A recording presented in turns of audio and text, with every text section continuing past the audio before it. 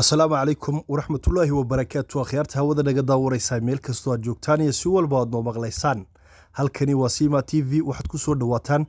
barnaamij gaar ah oo aan ku eegayno qormo la xiriirta xeerka ciisaha ee dhawaan la ansixiyay kaasi oo si caalami ah hay'adda UNESCO ilaalinta dhaqanka iyo mahadooyinka dunidu ay si buuxda u aqoonsatay iyadoo xalfado iyo munaasabado kala duwan loogu sameeyay dhowr meelood oo kamid ah dhulka geeyiga Soomaaliyeed sida laga warqabo xeerka ciisaha waxa la dejiyay 600 sano ka hor iyadoo oo loogu talagalay waqtigaasi in looga gaashaanto dhibaatooyinkii hareeyay dhulka Soomaaliyeed xilligii ay duntay dawladii Adal haddaba waa kan mid kamid ah odayaal dhaqameedka sida weyn looga yaqaan dhulka Soomaaliyeed iyo gaar ahaan geeyiga Ciise Xasan Cige Coofle oo ka warbixinaya qodobo la xiriira xeerka ciisaha iyo aqoonsigiisa sidoo kalena sheegay ahmiyadda uu leeyahay waqti xaadirkan ay sida weyn looga aqoonsaday guud ahaan caalamka iyo goobaha kala duwan ee taariikhda adduunka lagu ilaaliyo horta ana Xasan Cige Coofle oo odayaal beesha Ciise oo maaragtay xeerkani wuxuu ka dhigan yahay sida loo soo asixiyay maanta hay'addan UNESCO markay waxa horta qodobadu ka samaysan yahay iyo nidaamka uu samaysan yahay iyo qarniga badan uu jiray markii aan macno badan ka sameynay ayay horta shuruuday la asixiyaa marka intii hore 500 sano abayaasha awooyaasha iyo odayada ka tirsanay baa Allah u naxariistay hayay dad xigmad badan ahaa soo shaqeeyay ka bacdina qarnigu isku dhiibay oo abayaashu ay maskaxdooda ku keenin jireen waxa qoray Cali Muuse ayaa qoray oo uu sameeyay iyo Abdalle iyo Islamila nasiib waxaan u yeelanay Cali Muuse iyo kashaqeeyay hay'adda isku buugana qoray oo arkay hay'adda la geeyo in la sharciyeeyo marka ogaaska iyo gabdhaha odayada gabdhaha la soo wadaagay xeerkay hadii aad ka soo shaqaysiin oo shuruudaha loo baahan yahay soo marisiin waa yabuurta sitiba waa la sixinaya halka markay marayso waxaan ka bilownay horta Ethiopia ka sixnay qaybta dhaqanka iyo dalxiiska iyo ku darnay yabuurta city iyo xeerka shuruudaha Ethiopia lagu baahnay dadweyne markii laga ansixiyay haddana waxa loo xigtay waddanka Djibouti iyo waddanka Soomaaliya ay saddexda beelood ay degaan beesha ay degto halka qaal ahada saddexda waddan ay beesha Ciise ay degtada waxa laga ansixiyay saddexda dawladood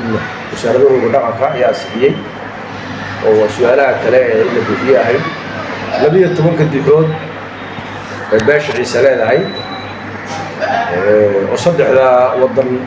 beesha Ciise degta ku taalana waxa lagu soo sameeyay maaragtay diya dhaqankii iyo abayaashii meel kasta metelaya beesha Ciise iyakana laga soo asixiyay waxa shuruudaha wixii uu soo bixiyay la sabab ku soo bixinay jawaabta ma keentay in aan horta shuruudihii muhiim ku lahaa soo ururiyo waxa kale oo ka dhigay inay maaragtay xeerkay qaymo u yeelo isku ay maaragtay wax weyn oo qaymo leh oo hay'adda ay waragto ay maaragtay hore ugu asixiso oo maaragtay ay u fadhiistaan وقال لك سو صاروا oo lagu asixiyo xeer markii adduunka xeerasha markay lahayd dagaalkii koobaad wixii ka dambeeyay adduunka xeerar samaysatay xeerasha lagu soo dagaalkii koobaad wixii ka dambeeyay xeerar la sameeyay anaguna waa qarnigii 16aad waxay dadka xeerar lahaayeen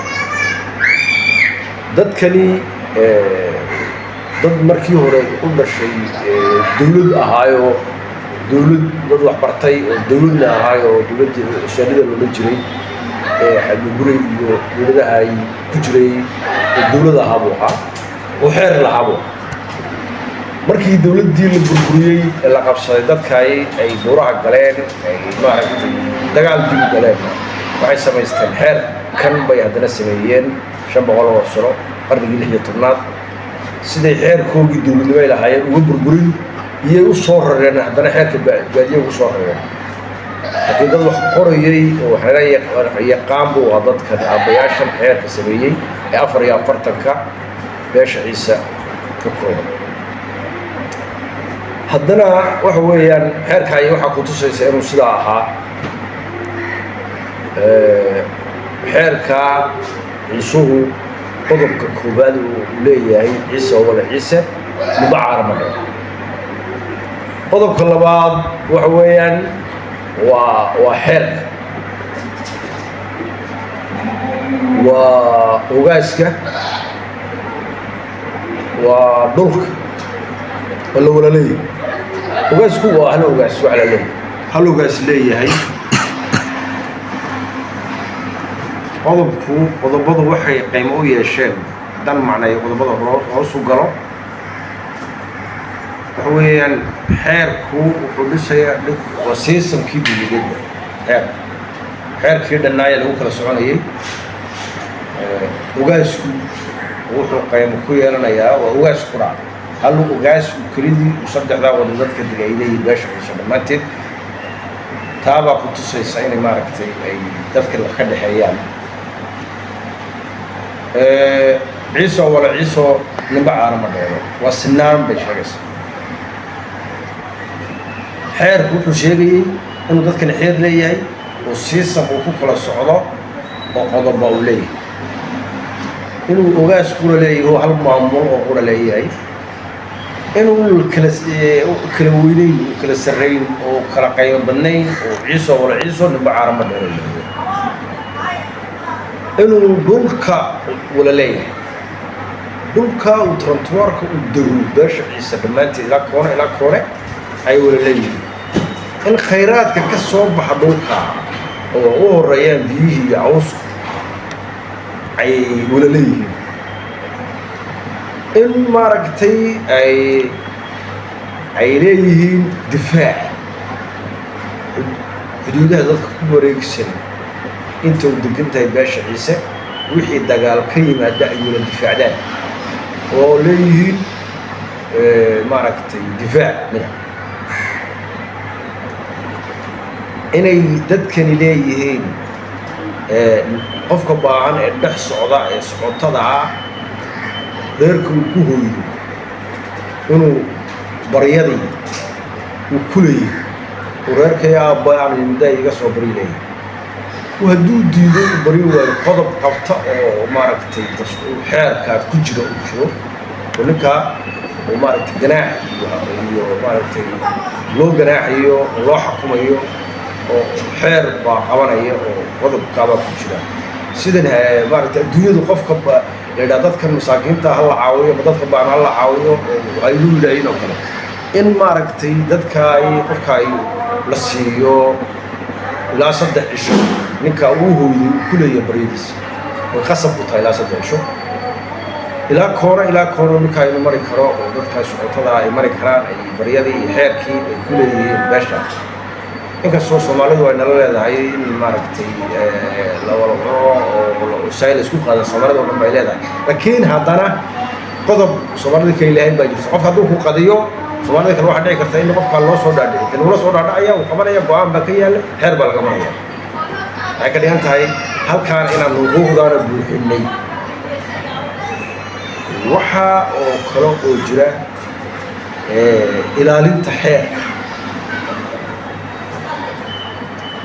yaa ilaaliya inuu shaqeeyo iyo inuu shaqeeyo waxaa 44 waxaa loo sameeyey gandaha waxaa loo sameeyey waa ilaalinta xeerka waa baarlamaankii sharcigii ay dejiyeen ilaalinaya weeyaan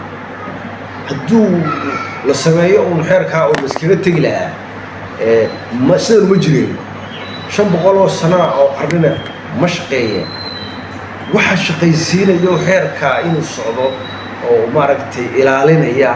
waa gandaha iyo ogaaska كل واحد على بقول خنين يبقرك يا حيرك إلانس حيرك هاي أفرت ما سميسه وبرلمان دستور كبرلمان وأصحيح دي اللي قاعد يقول ده واحد إلالية معركتي حيرك هو إلالية مركع قفك الدعوة اللي قاليه حيرك الدعوة اللي قاليه أبل وجهه وجهه ولا بنته حرق ملاية حيرك هاي مال لو حلو قفك هولا ليه حيرك مال لو حلو وحوي قفك مركع لبدا قف لسoo joojiyo su'aasha la weydiinayo abaha aw wala xarigaaga aw hebel baa xarigayga la leeyahay xarig ninkaay waa dabarkiisa waxa loo wixii lagu xukumo ninkii ka keen lahaa wax damba hadduu sameeyo oo ninkii soo dhaadhicin lahaa ninkii loo qabsan lahaa waa xafiiska oo kale ninkana qodob kasta oo loo baahnaa ayaa xeerka loo dejiyay si dowladnimo oo kalluun u dhisnaa dadkaay maadaama ay adduunyadu ay lahayn xeer baaga waxaana ku tusaysa dadkaay dad markaa dagaalkii lagu qaaday ee saylac iyo lagu qabsaday dowladii heer lagu qabsaday ee dowladdu dadkaay markay jabeen xeer lahaayeen haddana xeerkii bay u rareen sidii baadiye loogu weynahay ayakuna baadiye u galeen halkan u galeen ilaalintiisana 4 kaaba ayaa kamida oo ilaa iminka soo ilaalinaysay oo 4 kaaba gudaha la yiraahdo iyo ogaasi waxay isu ku dadaaleen inay 4 ugaaskuga ilaaliyaan inay hal ugaas haystaan inay maaragtay xeerkooda dhaqankooda ilaashadaan inay midnimadooda ilaaliyaan taabo xeerku ku soo dadaalay oo waqti dheer oo maaragtay qarni isku dhiibay lagu soo dhigay dadkuna dad xalaal maal ay ahaayeen dad maaragtay maskaxdooda fiican tahay ahaayeen aabayaal wanaagsan ay ahaayeen taaba lagu sameeyay oo imika sidaaba dibda qoraal lagu soo dhigay ilaa sidii hay'adda loo gudbiyay lagu guuleystay xeerkay waa xeer beeraha jaarka iyaga ana maaragtay sida nolol ku jirto beesha dhexdeeda si uu kala baxay sida ku jirto waxa muhiimka ee dadka ka dhaxeeyo dhamaantoodna ay dadku wala leeyihiin lagu ilaalinayo xeerkay waa xeer maaragtay waqti dheer soo jiray wuxuu ugu soo jiray xeer qaybo leh oo maskax caafimaad qabta wax fahmaysa waxna qorta ay dhigtay xeerkay boqolkiiba 99 diintu waa هيركاي بقول كي بسجاش دي توافقيا هيركاي دتكو بقول كي يستلو halka baa lagu dhameeyaa dhinta kimiisa dhaba la dhaayo wax la yiraahdo beeli male waa bariba waa maktiba la kala qaadan imika ninkii walaalka dil walaasha u dhisi kartaa amba garab iyo gaashaan bad duuli kartii waxna wala cuni kartii wax beeli la yiraahdo xeerkay wuxuu ka dhaxeeyaa beesha ciise oo 6 aqala 6 kol 12 kala dhaaf 6 aqala oo 4 kay ay 6 aqal ka soo baxaan iyo samaystay dowladahan la sameeyay waqti buu waxa la sameeyay dadku waxay dad isku furan bay ahaayeen dowladdu dhulka ma jirin imika haday dowladda kala galeen dowladihii ay kala galeen Soomaaliya iyo Itoobiya Djibouti intaba ولا معارفان يكين ويسكو حري حدود ما عرفت كانوا يكتب هو حاجه في جوران حاجه كلا تغان داقسيو وحق تغا بقرخو غوبنا سغا وبقره جبوت سغا وغاسا وبقره حرونت وين ما عرفت وفدينا وتوبيا markay xeerku waa xeer qaymaha weyn waa xeer aan leenahay Soomaaliduna nigamale xeer nigalay ma waxa la yiraahdaa xeerkay waxa ku jira qodobada kamida waxa la yiri walaalka maraga kufur maktara la bixi haduu walaalka dambi galo waxa la xeerkay ku leeyahay maraga kufur maktara la bixi ha wixii ku soo dhaca dee la bixi laakiin cadaalad ugu fubaa waxaa jirta maamaah gaalkaba camalkooda caddeeye waa niciisaa bay yidhaah xeerkaa laga yidhi xeerka uu buleeyay kolka dadka halkaa uu ciisuu degan yahay wax ka dhaca cidda joogtee timaada waxa ka dhaca xeerkaa u yaalla ciisaa wax lagaga qaataa xeerkaa u yaalla iyo wax lagaga qaataayo meeshaan ka imiday xeerkeygii baan kugu siin ma jirto meeshii uu ka yimid haddii wax ka dhacaan way dhici kartaa in wax laga duro laakiin halkani waxaa laga dhaqaaqayaa halkuu xeerku yaallaad joogtaa waddankaad joogtid si aad dunida ka jirad waddankaad joogtaa lagu xukumo xeerkiisaa lagaa maray xeerku saa kuu tilmaamayaa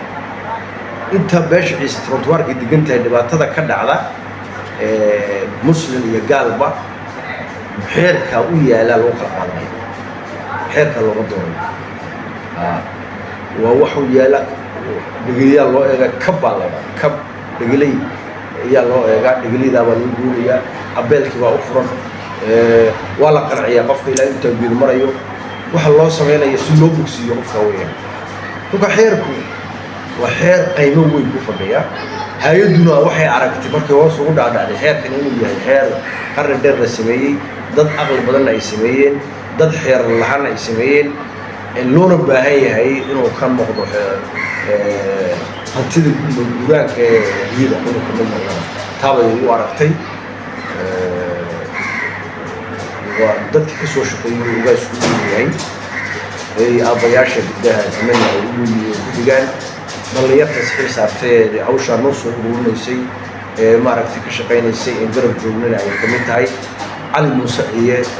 uu yahay qayb ka yahay oo maaragtay ninkii nahadayey ama la tilmaamayey oo kaba wixii loo baahdo oranayey waxaa ka soo shaqeeya uu ka mid yahay cabdalla nin la yidhaah odaga xaji cabdalla uu ka mid yahay